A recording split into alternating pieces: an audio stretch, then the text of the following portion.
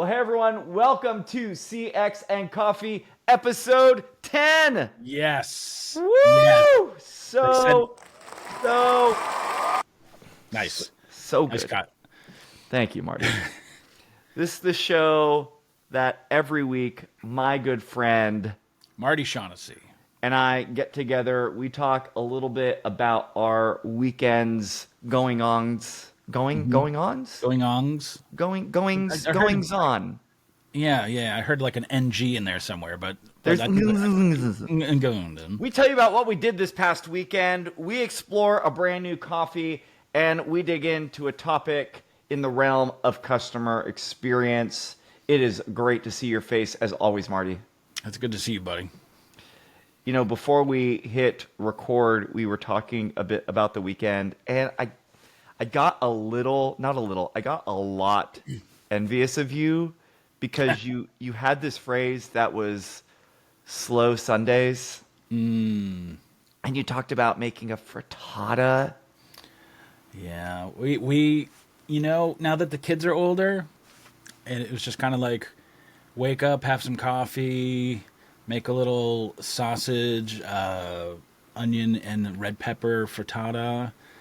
And then I was talking about there's recipes from when you're first married where it's kind of like you're learning how to cook together maybe, or you're just kind of like, what do we eat? I don't know. And we have this old cabin cookbook from Williams-Sonoma, and it's got like a potato au gratin in it. And we haven't had it in like probably 10, 15 years. And so just made that, and it was like crispy on the top with some cheddar cheese, and it was ham. And in the cream, you simmer the cream for 15 minutes with some garlic clove and some sage leaves in there. It's delicious. And football. There's plenty of football yesterday. Yeah, it sounds so good. So good. And sage, I love sage. There's a chicken sage roasted grapes. I don't know if you've ever oven roasted grapes. No. Delicious. Sounds interesting. I love food. Now, do you use cast iron for any of that, Marty? This one is actually like a Pampered Chef oval-shaped stoneware. Okay. So, are you into cast iron much? I don't shy away from it, but I wouldn't say that I go there often, no. But for the frittata, because you cook it on the stovetop and then you put it in the oven to finish, and that's stainless steel. Okay. Yeah. I got really into cast iron a number of years ago, antiquing regularly, looking for cast iron that was either in good shape or restorable, and really got a knack for restoring cast iron.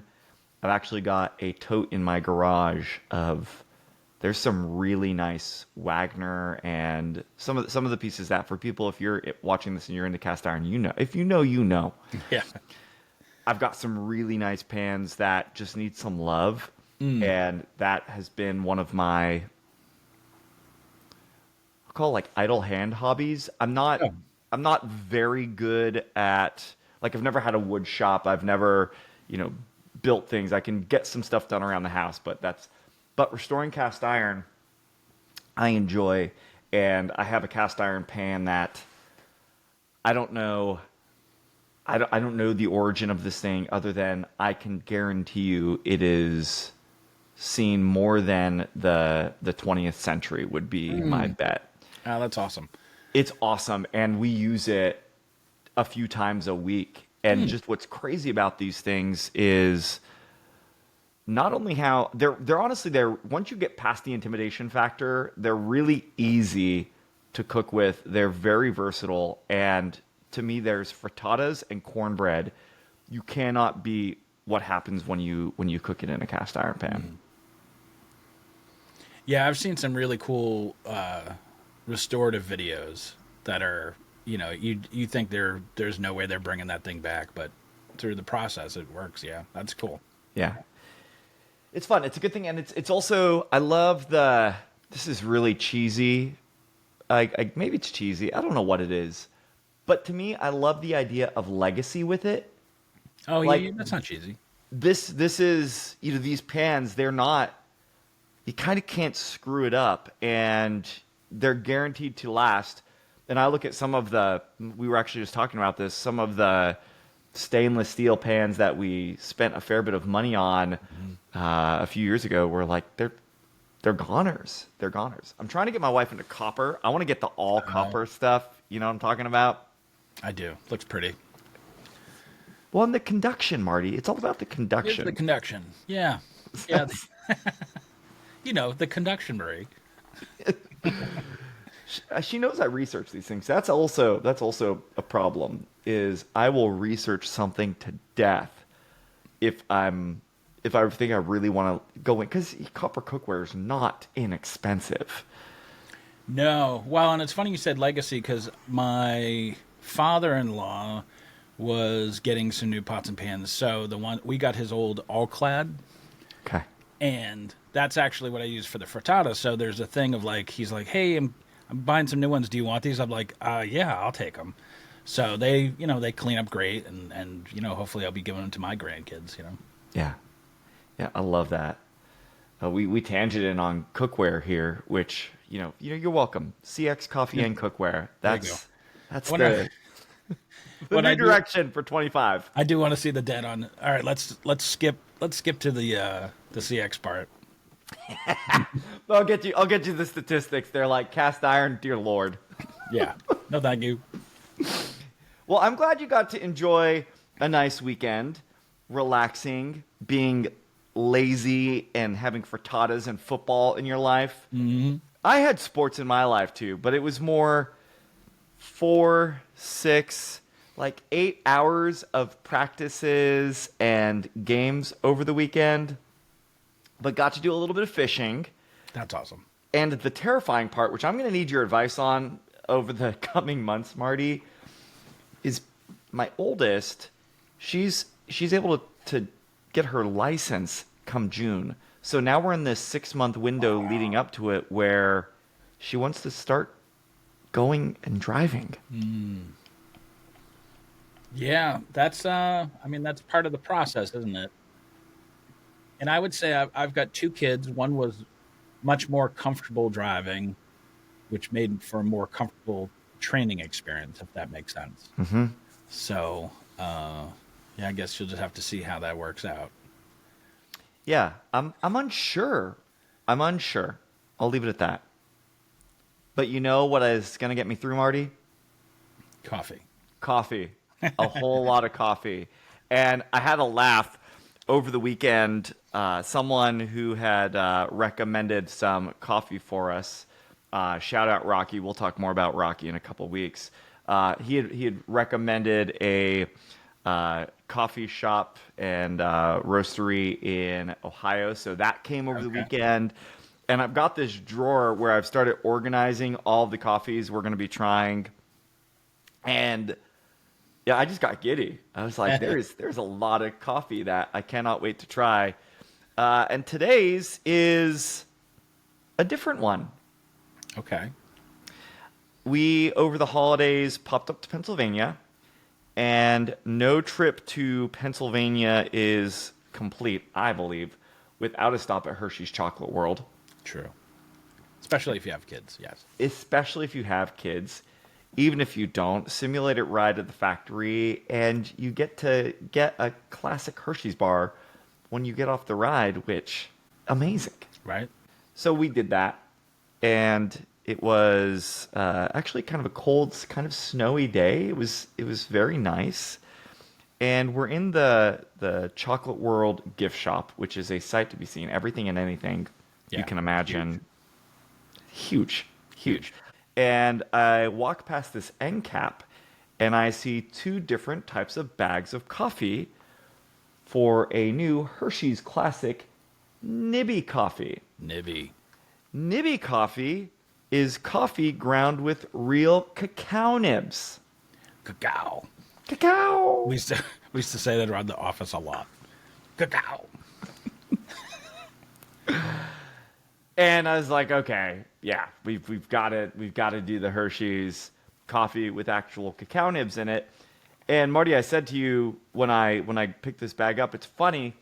I've made the comment that a number of the coffees that we've tried that absolutely don't have any chocolate in them have chocolate bar or that candy-esque flavor. So I was very curious what would happen with this one. A little bit from the bag. This is made with a smooth, rich, high-quality roasted coffee, if there were any questions, mixed with dried cacao nibs sourced from Ghana. The cacao nibs are dried cacao beans that start the chocolate making process and add subtle chocolate flavor with a deep, earthy, nutty flavor that perfectly complements roasted coffee.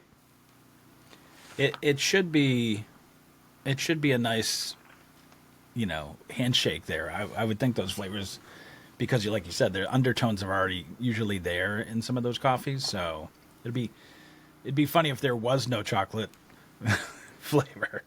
Yeah, I don't get it at all. Yeah.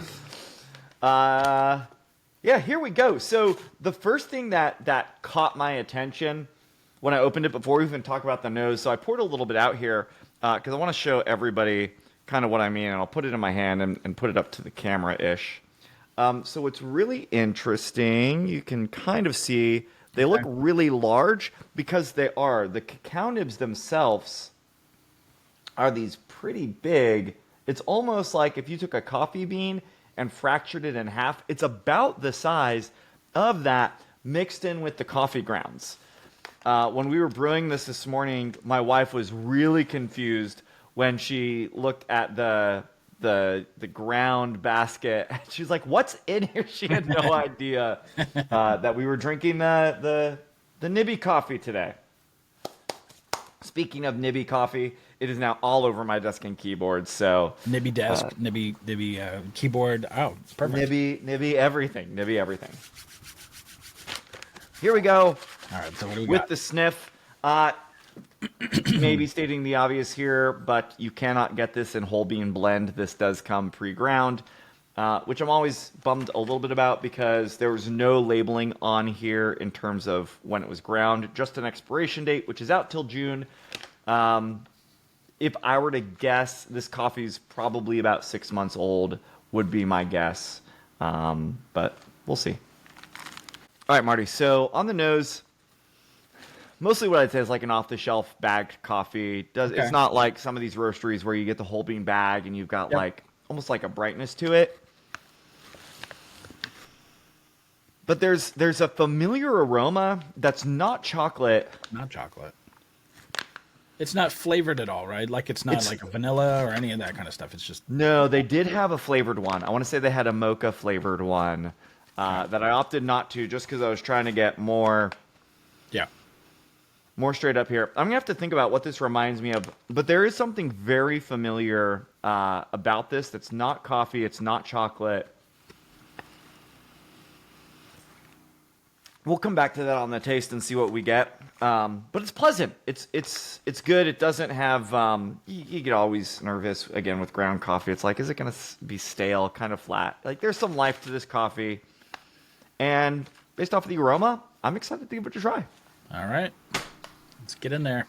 So we've got Hershey's Classic Nibby Coffee. This is ground coffee with real cacao nibs, original blend.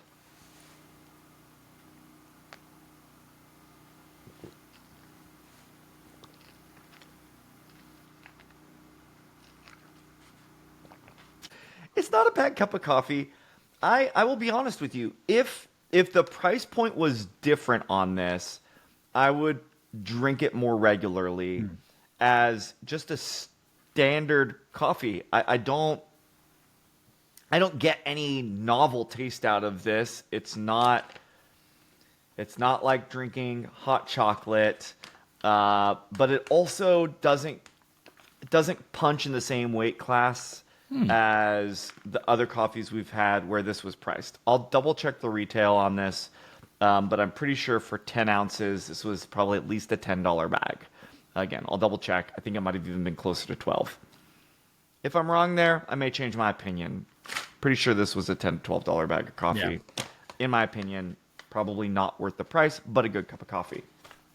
What do we get here?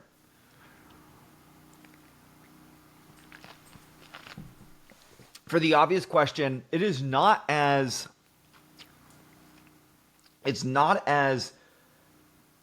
milk chocolate bar. I would say there's a very mild hint of cocoa in there. Okay. But it's very subtle, and it's probably more because I'm looking for it. Right. Yeah, if you were just given the coffee, you might not detect it so much. I don't think I'd call it out. It would be interesting to blind this and see if that jumps out again, but not here. More than anything, I almost get like I'm gonna say a warm almond, but it's not like an amaretto or a cherry flavor. All right, Hershey's Classic Nibby Coffee, ground with real cacao nibs, original blend. Overall, this is, I'm going to say it's an average cup of coffee, not in a bad sense. I wouldn't not drink it again. But if it's at a premium pricing, then There's nothing special about this one to me, and the novelty factor doesn't come through in the way even that I thought it would. Probably the most interesting thing about this, Marty, I've actually thought about, have you ever done, we have a friend who whenever they go to a different beach or something, they collect a little bit of sand and they have a sand jar. okay. I've thought about doing a jar with the grounds of the different coffee that we have, because I almost inevitably have just a little bit left over in the bag where it's not necessarily enough for a full pot, and if I want to do a single brew. So I've thought about, so the only thing that's got me maybe intrigued is this will add some diversity to the ground jar if I were to start that. I think that should definitely happen, and then maybe at the end of the year, you could brew a pot of collected coffee. It's like an infinity, it's the infinity brew. Yeah, just keeps giving back. Did we just invent something, Marty? Yep, it'll be a nice stale tasting cup of coffee from all over the place. You heard it here first, folks. The Infinity Brew coming to you, first episode of 2026. I might be dumb enough to do that, Marty. Yeah, it seems like a good idea to me. Okay. I don't have to do it. I don't have to drink it. I like it. Well, I'm going to clean off my desk a little bit, review my notes. But one last time, in case you haven't been paying any attention, this is Hershey's, as in the chocolate company, Nibby Coffee. Ground coffee, real cacao nibs, original blend. We'll put a link to where you can find it. I got it at Hershey's Chocolate World, but I've got to imagine this will be coming to a store near you. Maybe. Maybe. That's the other thing about Chocolate World. They do put products in there that you can't necessarily get other places. Well, and that's the thing. Like the ride we used to take when the kids were younger. That was a good like break in the day. We'd go walk around, go on the free ride, and at the end, sometimes they gave you the Hershey bar, but other times they were giving you new products that were kind of like test marketing. Yeah, which was cool. But you always got something. It's a nice little treat. Kids love it. They do. I don't know if they still bring it in, but to me, one of the most sought after products that I would look for on Chocolate World visits were the macadamia nut Hershey Kisses. I don't know if I've ever had those. That sounds delicious. They are hard to come by unless you live in Hawaii. My favorite product, so Reese's is connected to Hershey's, if people don't know that. Reese's had a Elvis peanut butter cup, which was chocolate, peanut butter, and then this like thin thing of banana cream in it. And it was fantastic. It was so good. I actually, remember the lodge had a gift shop, and I remember one day driving over on a break to go get a pack. It was that good. Oh, I should have stockpiled them. I love the dark chocolate golden almond bars. Yeah, those are delicious. They're very good.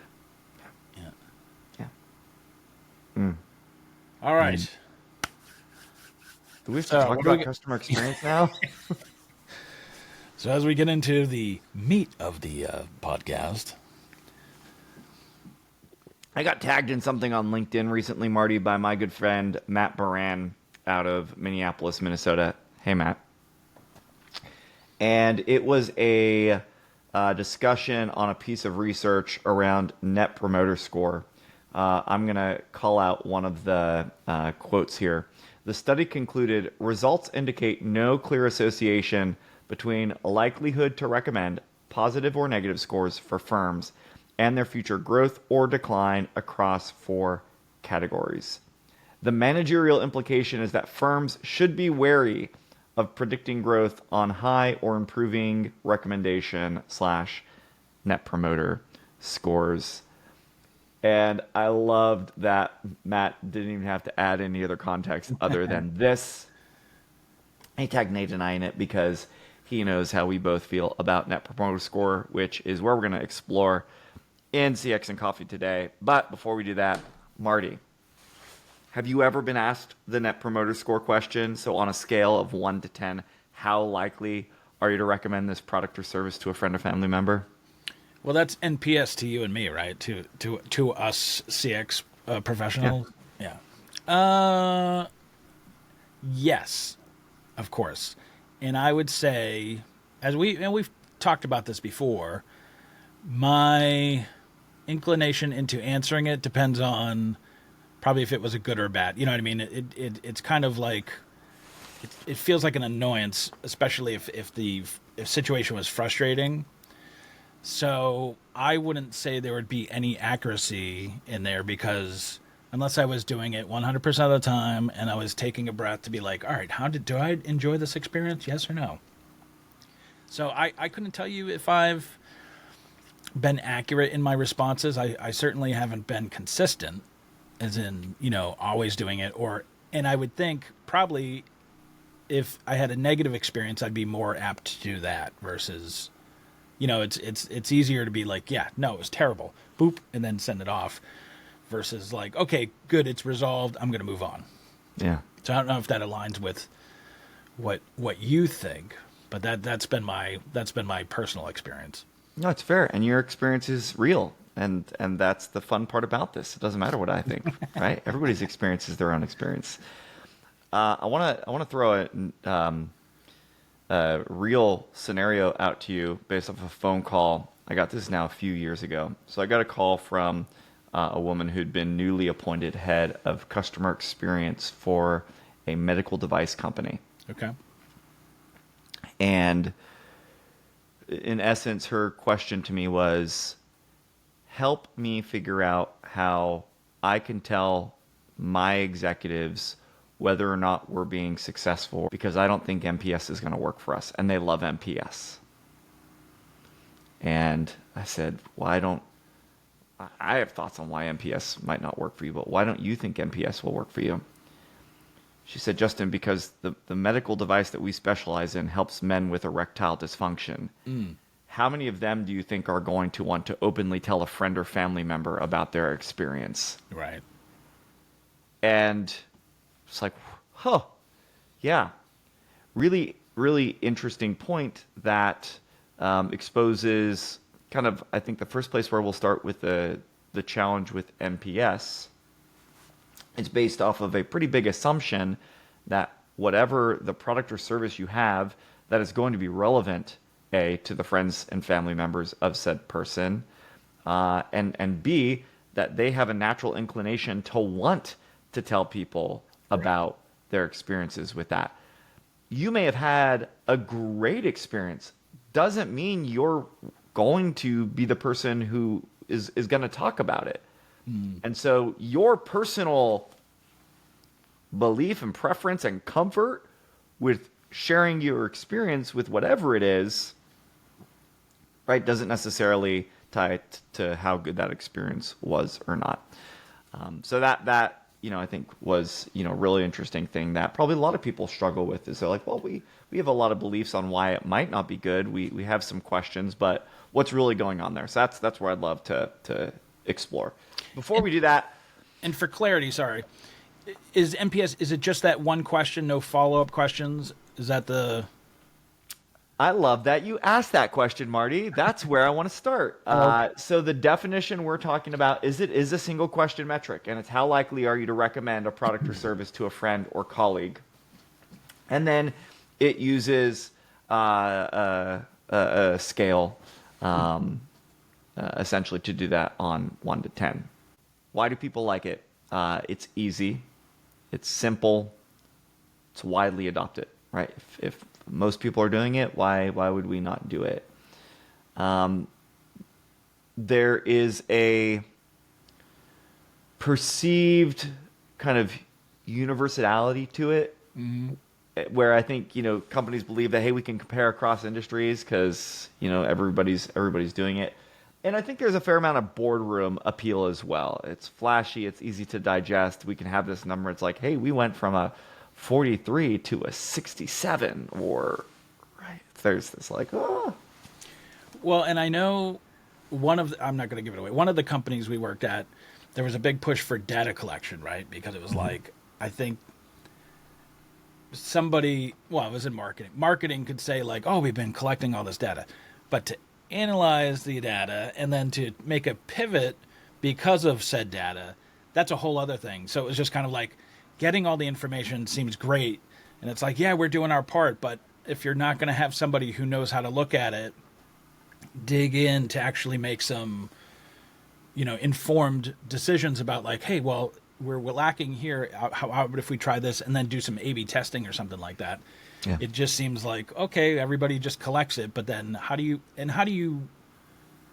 I'm assuming this is probably some of your frustration, but how do you analyze like a question like that? Like they had a good experience, bad experience, like from one thing without any nuance. Yeah, well, that to me is where it starts to have some iterations and just additional challenges. Is organizations, in many cases, will include an open response, and they'll look into those verbatims to say, hey, Marty gave us a 6. What was it about that experience that Marty rated it as a 6? And what's interesting is, you've got a whole subset in the middle of folks who, are neutral, who they may actually be a great experience, but they're like, hey, for me, 7 is great. 7 is really good, right? It's like there's all these challenges with it. It's also baked off of the assumption that my primary objective is to get people to be promoters of my brand. Mm-hmm. It's like, is that really the most important thing to you? And is that the most important thing to you right now? Is that the most actionable thing for you? Right? What actually happens before somebody becomes a promoter? What are the things that you can focus on there? So where do I see some key flaws with Net Promoter Score? To me, and to the point you alluded, Marty, in a lot of cases, it isn't actionable. It may say, hey, this person's a distractor, but can we really get into the details on why they're not happy? And even if we have the insight that they provided us, more often than not, that feedback is very broad and kind of so much so to the point that it's hard to drive specific improvements. You have to continue to click in and click in. It's like an exercise. If you've ever done the question behind the question, you keep going back to understand what's really going on here. Doesn't give you a straight line to root cause. Second thing for me is, in a lot of ways, it is a lagging indicator. You get how Marty felt in that moment, but I don't actually have any idea of what's going to be his actual behavior or future intentions. So maybe Marty said, absolutely, I'll recommend. Do I have any way to find out who he recommended us to, when he recommended, did he even recommend us? Again, we're like living in a world of hypotheticals, which, sorry, but based off of any business I've ever been a part of, hypotheticals don't pay the bills at the end of the day. It's like you've got to have a way to understand what's a clear idea of what will or won't happen. You've got to have something more concrete that you can lean into. This just doesn't give us that concrete, great, they're going to recommend. Do they actually do it, right? That to me is the second thing. Do you have that connection? Mm-hmm. Third thing, and you alluded to this up front with kind of your, hey, I don't know, sometimes I do, sometimes I don't, is you've got all sorts of sample bias. It's influenced by who answers, which often it may be the extremes, instead of, hey, your typical customer. It's right. Like, no, this is the exception, not the norm. And it can also be over-representative of certain segments. And if you've got quiet or even high-value customers who it's just not their thing, like, they're not represented in there. So having a nice distribution of who's engaged is another part of it. Again, to me, this kind of reinforces with like, it's not just a lagging behavior in terms of you don't know what they'll do in the future, but it can be totally misaligned with the behavior. I think reinforcing kind of that earlier point of a high score doesn't mean that you're going to spend more with me. It doesn't even mean that you're going to be loyal to my business. Mm-hmm. Again, none of those things are guaranteed. And what really grinds my gears is the number of organizations that just absolutely game the metric. There's one home improvement store that every time I go in, the cashier circles the survey at the bottom, calls out their name and the desire for a 10 number of times. Hey, we strive for 5. It's like all of this pushing that human nature is like, well, I'm worried about Marty. Like I just feel bad for Marty, and I don't want Marty to get in trouble unless it's absolutely horrific. So now we get to this place where boardrooms are giving themselves high fives. Meanwhile, I'm having conversations every day, and people are like, the state of customer experiences are not improving. Things are a disaster. Yeah. People have got to get out of this just like state of hallucination and really get down to the details of understanding and improving their organizations. Yeah, it's funny you say the circling. So in my grocery store, I have a favorite cashier. She's been there for years, really nice, but she always does that. And she's like, "So right here we're having a survey. You can win a $50." So and then she underlines her name. Let it, we're looking for a 10, and she writes it down 10 like on there, right, to influence me. And she's great, but I've just bagged my own groceries. There's a quote unquote auto robot that like wanders around the stores that is always in everybody's way. What's his name?